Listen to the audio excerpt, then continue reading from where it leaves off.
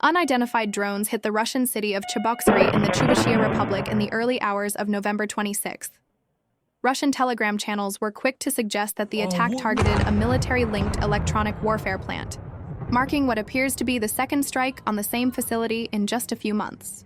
According to video sources, the first blast occurred around 2:40 a.m., jolting residents awake. Additional explosions were reported shortly afterward, both on the outskirts of the city and in the airspace near Lapsary, a village roughly 10 kilometers, about 6 miles, from Cheboksary. Overnight footage widely circulated on Russian social media shows a large fire and thick black smoke rising from one of the city districts following the reported drone strike.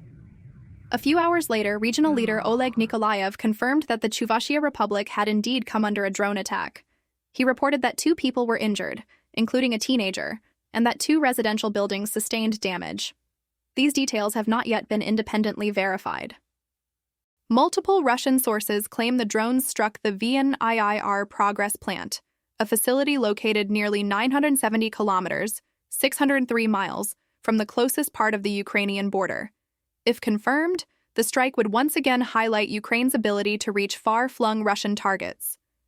The VNIIR-Progress plant plays a key role in Russia's electronic warfare capabilities, producing systems designed to interfere with satellite, radio, and radar signals.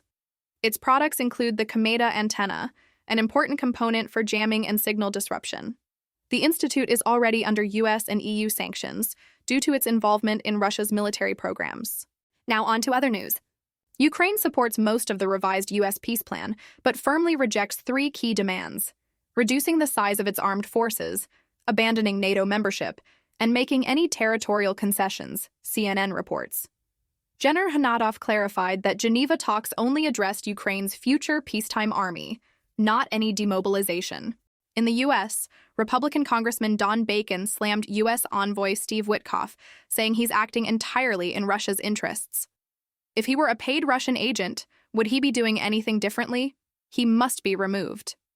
Congressman Brian Fitzpatrick added, "These secret sideshows need to end. Let Secretary Rubio handle this with fairness and objectivity." The Wall Street Journal and Bloomberg now confirm what's now undeniable. Steve Witkoff helped Russia derail Ukraine's access to Tomahawk missiles. He tipped off the Kremlin about Zelensky's U.S. visit, giving Moscow time to arrange a call that convinced Trump to block the deal. Witkoff didn't just misstep, he actively worked against Ukraine's defense, in coordination with Putin's regime. Back to the peace deal, Republican Mike Quigley questioned whether U.S. security guarantees under Trump can be trusted, especially by European allies. Why would anyone believe a president who let Putin blow through 6 deadlines? He makes promises and nothing happens, just like the Tomahawks. He slaps tariffs on allies and tells NATO they're on their own. It all changes month to month. Kremlin spokesman Dmitry Peskov says it's too early to conclude that the war in Ukraine is nearing its end, urging against rushed assumptions despite ongoing negotiations.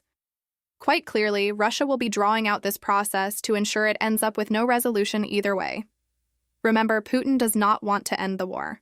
Thanks for listening to Ukraine, the Dark and Light. Please like, subscribe, and share.